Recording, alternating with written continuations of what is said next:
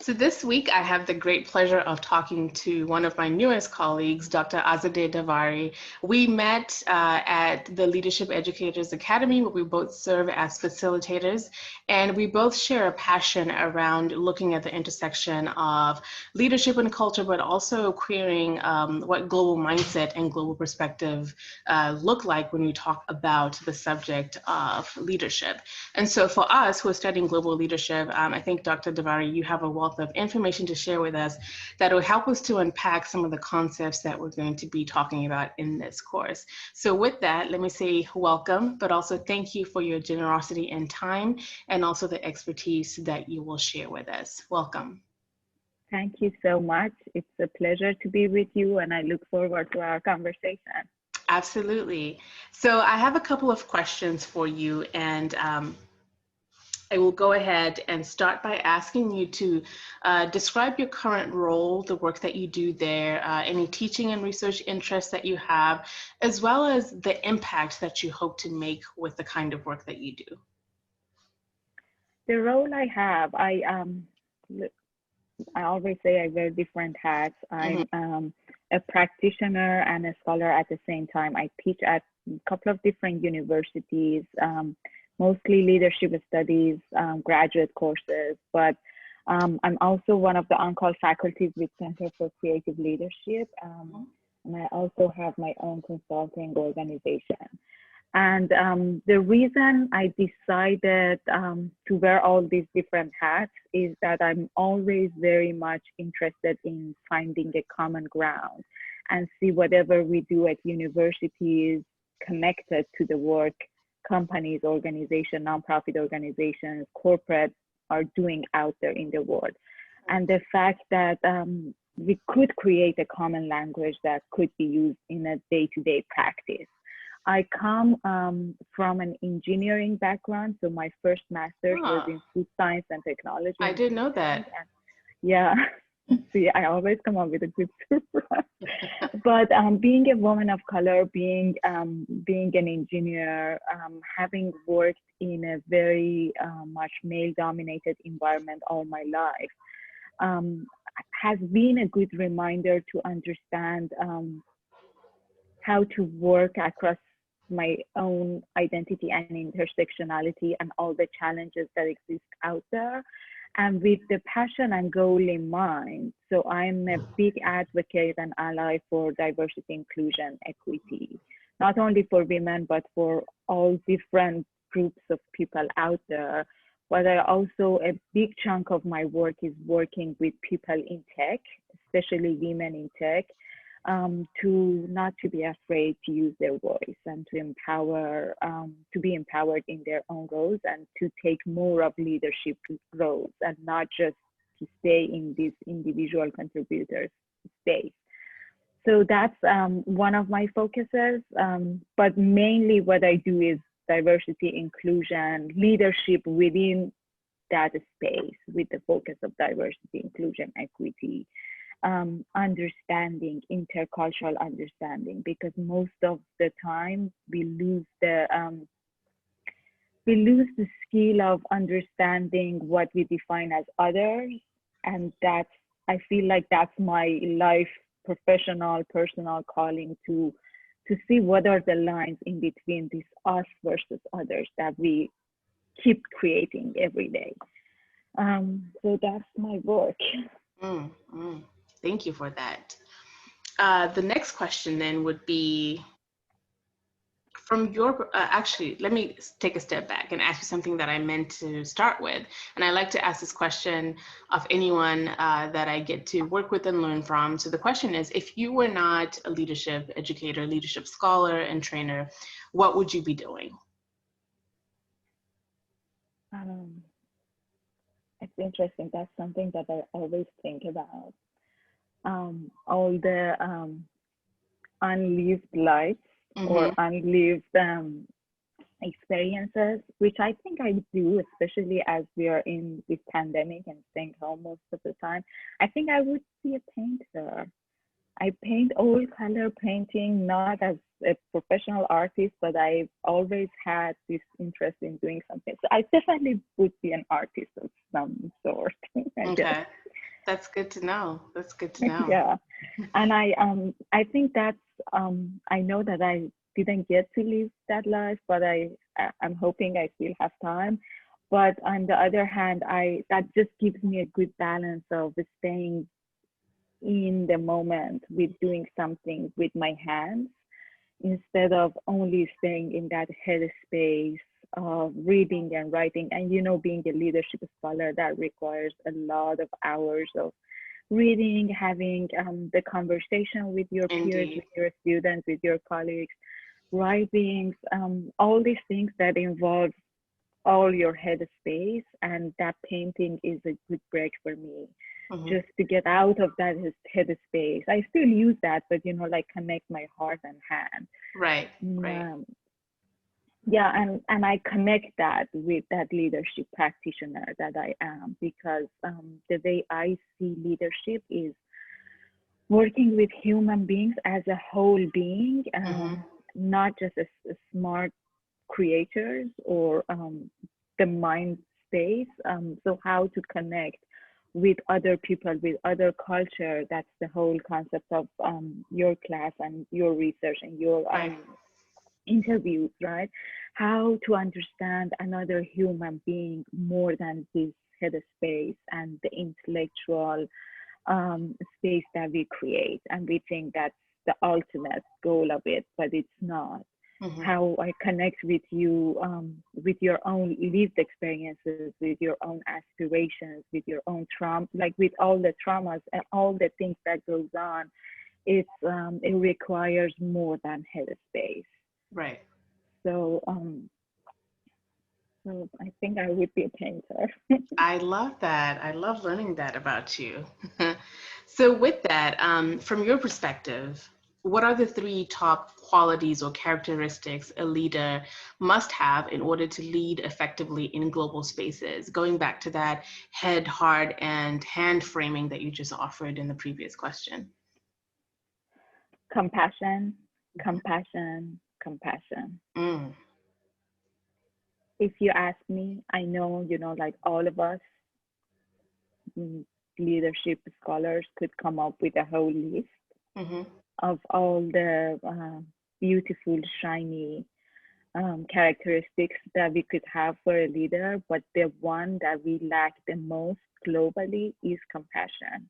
And mm, again, it goes back to the whole mm, idea of creating this in-group, out-group, us versus them, all the borders that we create, mm-hmm, all the nationality that we create, like all the things that the boundaries that exist within this world, formal or informal, because some boundaries exist that is formal, you have a passport, this is your boundary.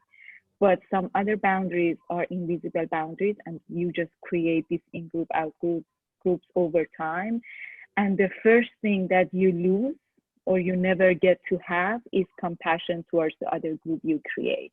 mm, So I think being a successful leader in a team of international people or in huge organization is just having this compassion for people that we consider others, mm. because that's the very naturalist instincts that us human beings would have is being biased, being blindsided towards the others we create.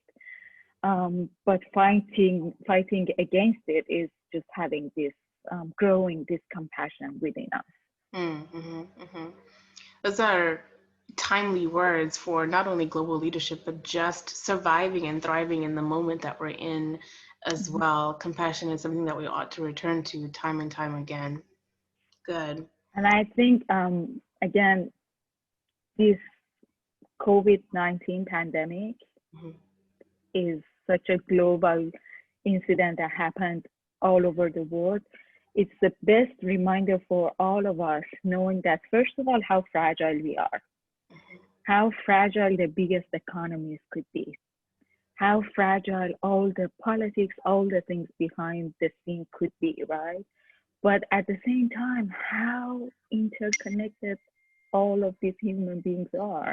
And for the first time, I would say, in the whole world, we are seeking something, a remedy, a solution for something that involves all of us, no matter what color we are, no matter what age group we are, no matter which country we live in, no matter how much money do we have in our bank account, this connectivity and unity that we experience, we believe it or not, that's something that we have to consider. And I think when something this huge happens in the world, in the whole perspective of the whole world, right? There should be a lesson, like something to keep for all of us, that how we face something this big, and how we move forward, because future shouldn't look like what happened in the past, because what happened in the past took us to where we are right now, and where we're going in the future should be a different path. That's good. That's good. I know one of the common areas of interest that you and I share is a love for global travel and visiting new places, but also learning from new people. So my question to you then in this arena is, can you describe your personal and professional experiences with global leadership, and what have your travels around the world taught you about leadership? I was born and raised in Iran, and I was the first woman, if not the first person, or one of the very first few people who came up with the idea of creating leadership programs for Iranian scientists. It wasn't an easy move to start, but that was over 15 years ago. I started that with a good colleague of mine who now lives in Canada. And the whole dream of creating that leadership program just took me to a lot of travels to different places in the world. I traveled to East Asia, I traveled to Europe. I met with a lot of different people who are also running and in charge of leadership programs in different countries. So that was, I would say, the main exposure of traveling, going, seeing, experiencing, having conversation with different people in an international world. And then I expanded that leadership program to Middle East, and I was very fortunate to collaborate with World Health Organization and UN to create these programs for the nutritionists and food scientists all over the Middle East region. So that was the beginning of something international that I started years ago. And then since then, I've been traveling. And when I came to United States for the first time, I landed in Honolulu, Hawaii, and I was part of Asia Pacific Leadership Program. That was, culturally speaking, that was the unique experience of being in resident leadership program with 40 people from 21 different countries.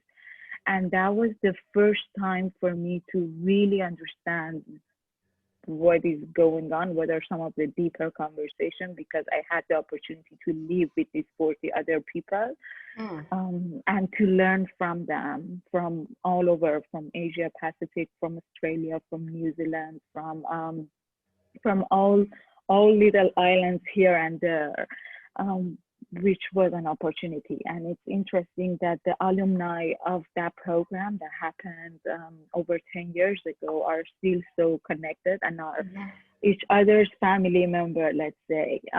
So that was the continuation of that. But then when I started my study for my own PhD at University of San Diego, I was among the very few international people. And that was just the call for me to say, hey, I know I'm studying a PhD in leadership studies, but not like the Western models of leadership is not applicable to a lot of other cultures, not only my own culture, but a lot of other people that I know, that I talked to, that I was working with, a lot of coaching practices that I already had.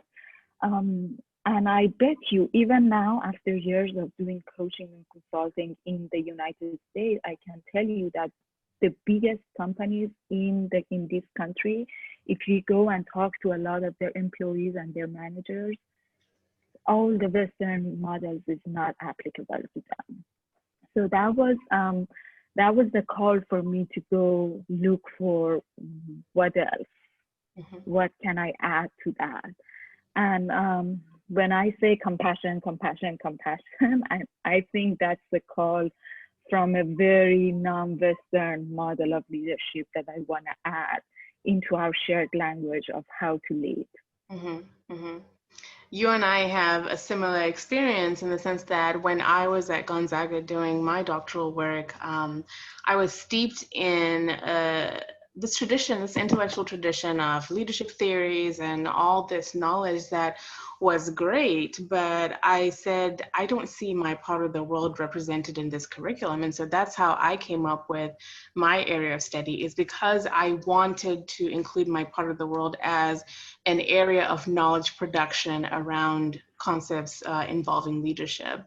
And so I'm glad that these areas of what might have been perceived as lack or deficit actually produced a calling, as you, in your words, that you're using for us to pursue this kind of work. So I'm glad that there's another point of connection that we're seeing there.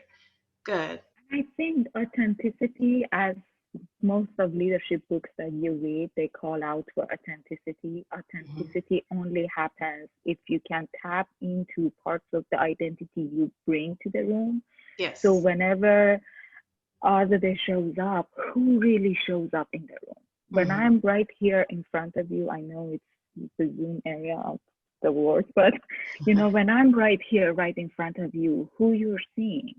Do you want to see this fake person who is hiding behind all the degrees or all the books she read, or you want to see the real human being who also who is, you know, like who experienced love, who experienced loss, who experienced discrimination, who experienced privilege. You know, like I'm not saying, you know, all I experienced was painful, but how I'm holding as a human being, how I'm holding all the excellence, but also some of the failures and troubles and pain and all that. If I can hold that as a person, then I'll be authentic. If I can hold it as a manager or as a leader, then I can be authentic. But if I hide, you know, like behind all the persona that I want to show the world, that's not authenticity in my understanding. And that's why, you know, like I share all of that, because as a human being, I think I also have flaws. I have blind spots. I have little things here and there, or some big things here and there, which I need to work. But if I be honest about it, that's the better way to create this connective leadership with others. Absolutely. I like that. I like that. So you mentioned that you were born and raised in Iran, and that's your cultural and social context. So I'm curious about the social and cultural perspectives of leadership in Iran. Can you talk about, you know, what narratives are told around leadership in Iran? What symbols are used? What qualities and characteristics are valued? Basically, if I were visiting you in Iran, what would I need to know about the practice and relationship of leadership within that space?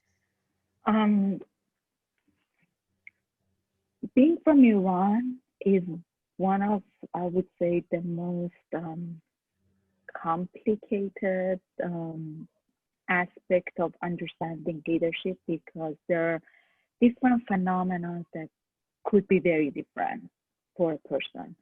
First of all, if you're a young Iranian woman, there are so many challenges you have to face in the country, but also you'd be surprised how young Iranian women are empowered even within that country.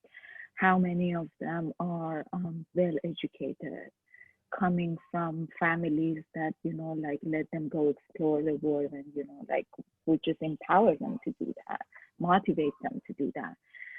So it's a very it's a paradoxical, I would say, culture, because you see many different subcultures, and I can't really define one a united ways of what does it mean to be Iranian, or maybe you come to Iran and hang out with me would be an absolutely different way if you, or if compared to if you go hang out with somebody from a different subculture.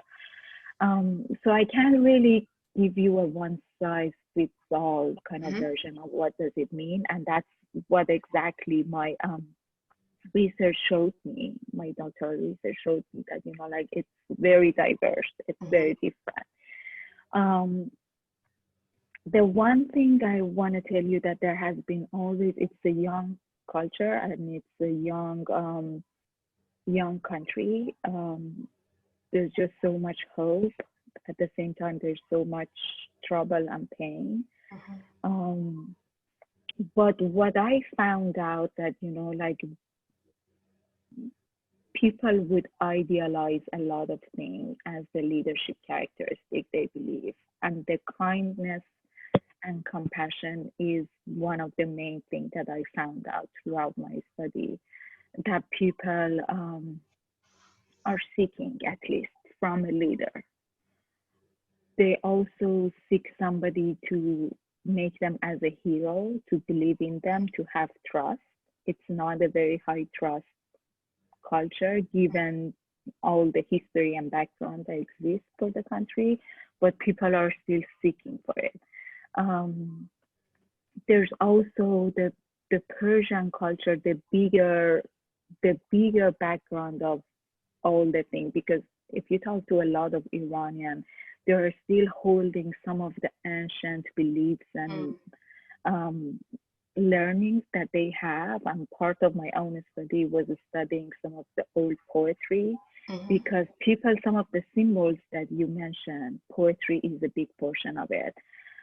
People recite poetry in different places, in different celebrations. In, let's say, even when I had my own wedding, part of the wedding vows in Farsi was poetry from Maulana Rumi, you know, in the West. Or let's say people, when they celebrate some of, let's say Yalda night, some of the cultural celebrations, in the culture, people recite some of the poetry. And the main message of most of the poetry is love, kindness, compassion. Is some of the things that in the Western world we know as self-reflection and connecting to others, right?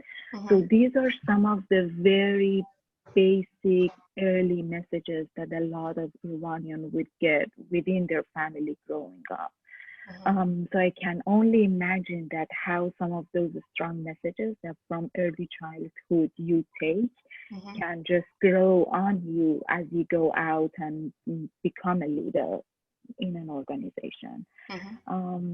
I interviewed a lot of Iranian Americans who are leading big organizations here in California or other places all over United States. And I was surprised in a good way that how much of that childhood message they're carrying. One other thing, although on a surface, what we see, what we hear in the news is that women are so much suppressed, and much of it is correct, but the strong role of motherhood in Iranian culture was something that I found in my research, and that was very much surprising and interesting, because I could see that in my own family growing up in a family that, you know, has been nourished by very strong women. From my aunts, my mom, my grandmothers, like all over, they have been strong women. But also hearing it over and over from the people I interviewed in my research was interesting, how much of that maternal power had something to do with creating those leadership characteristics of caring for others. I think what I found is that culturally speaking, people would like to have a leader or believe in an ideal leader to be somebody who cares for you. And if you don't do that, you're not a good leader. So they don't consider you as somebody who is acting properly. Yeah, and power dynamic is, like Globe and Hofstede also mentions, Mm-hmm. and I'm sure your students are familiar with that. Power dynamics in that culture is also huge. So Mm-hmm. organizations usually are not flat organization. The way you speak to your boss or your teacher, your tone and your body language Right. usually shows that respect. Mm-hmm. Um, yeah, some of Yeah. that. Is it, did you get the answer you were looking for? I did, and I got more than that. And for those who are watching, Dr. Davari's dissertation is actually available via ProQuest if you would like to go and dig a little deeper, because it gives a lot more information around the context of leadership. And I think it's important to kind of get the nuances of what this looks like within cultural and social spaces. Um, During that research, was there anything that really stood out to you about the process, but also about the results that you got? Mm, one of the things that stood out to me was um, how much people who have been outside the culture they were born or raised or had some, let's say, connectivity to the culture, Mm-hmm. um, but lived most of their life outside that culture, how much they're holding some part of that culture in their day-to-day practice of leadership. Mm-hmm. And that was very interesting. The fact that, like they're still interested in some of that, they were still idealizing some of that aspect. Again, like that was interesting for me, and I kind of named my research based on that because that was my main finding. That maybe, I don't know if it's reality or not. I don't know if what I Mm-hmm. found out in my research is the absolute current reality of what is going on inside the country, but what I found from the hyphenated identity, especially Right. the Iranian American, Canadian American, European Iranians, Mm-hmm. Canadian Iranians, um, the hyphenated Iranian leaders all over the world, they were still, like kind of attached and connected to very early messages that they got. Mm-hmm. Um, and that was, I think that was interesting for me because being an educator, like I'm now more conscious of all the messages we put out there. Mm-hmm. Even talking to very young kids, if you have kids, if you work with the K-12 education system, sometimes the early messages of um, like connecting to other human beings Right. is much more important than what we think. Mm-hmm. Because before we know, those kids are grown up and they're out there in the workplace, and they're still performing, again, going back to the head, heart, and hand. Whatever we learn through higher education or through all the fantastic courses that we take, we connect that to some of the early education that we have. And I thought that was very interesting Right. to see how people are connected to some of the history and some of the background that they carry with them. Mm-hmm. And I think, like in the current reality of the world, in the racial injustice that is happening in the country, that's something also to remember, because the way that we see other people from other races, from other experiences, we have to know the generational trauma or the generational glory that they bring within their lived experience to the current moment. Mm-hmm. So again, like I'm always looking at the intersectionality of different realities, because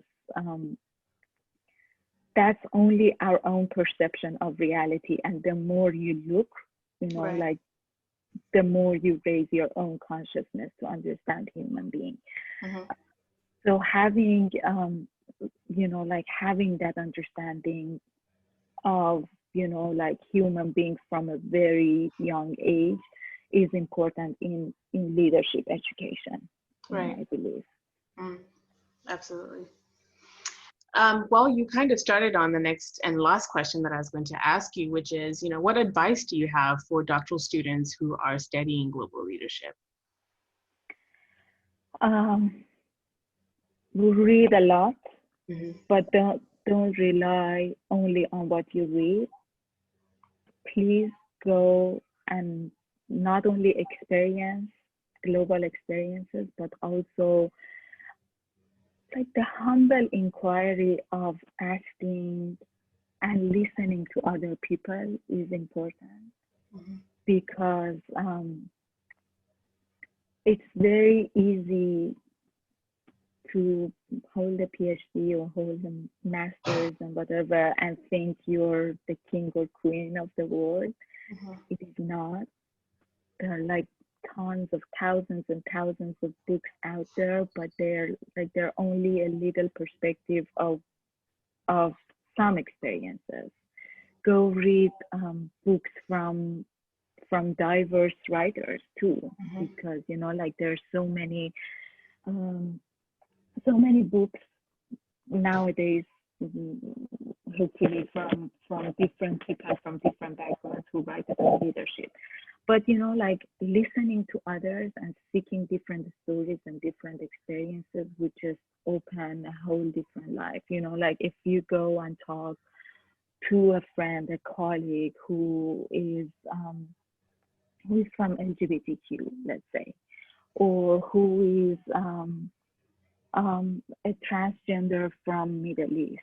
Like there are things that, or even, like somebody who is practicing Islam, or somebody who is Jewish and you're Christian, or somebody who doesn't believe in any God, somebody who meditates every day, somebody who, like talk to people who are different from you Mm-hmm. and see what else you can hear from them. Right. And what true listening means, because the more we practice listening, we become more compassionate leaders. Mm-hmm. And the more we can have our own ego in check, because Right. we all have ego in a sense, because we think we are better than others. And that's this also natural instinct. But the more we listen to others and the more we connect heart to heart with other people, I think that's the main key to understand what is going on in different cultures. What are some of the Native American practice? What are Mm-hmm. some of their ceremonies? How much wisdom is, or what are some of the groups in, like in Canada, in Eastern Europe, in Africa, like there are many things that we don't know. And as I say that, that doesn't mean that I even know. But I'm seeking and I'm watching some documentaries, I'm reading books, I talk to people, I seek help when I need, and I don't shy away from that. And I Right. think that's a good thing to remember. Right. Absolutely. This has been fantastic. I've learned new things about you as my colleague, but also it's been great to hear your perspectives around the cultural and social context of leadership, which I think are very important as we pursue not only how to lead, but also how we conceptualize and practice leadership. So this has been a good learning experience, not only for me, but I'm sure for those who are watching, it's going to be useful in understanding some of the concepts that we'll encounter in the text that we read. So thank you so much for your time and the wisdom Thank that you you. shared. No, And thank I'm you. And I really adore you for this opportunity that you create for all of us to share our own experiences, but also for people who get to listen to these things. Not that I teach anything new, I share my own perspective, and that's just, I think, what my last message was. You're just practicing in real life, and good. I give you Thank a you. high five for that. I take it. Thank you so much, Dr. Davari. And I'm looking Thank you. forward to our future collaborations and working together again. Yeah, same here. Thank Thank you. you.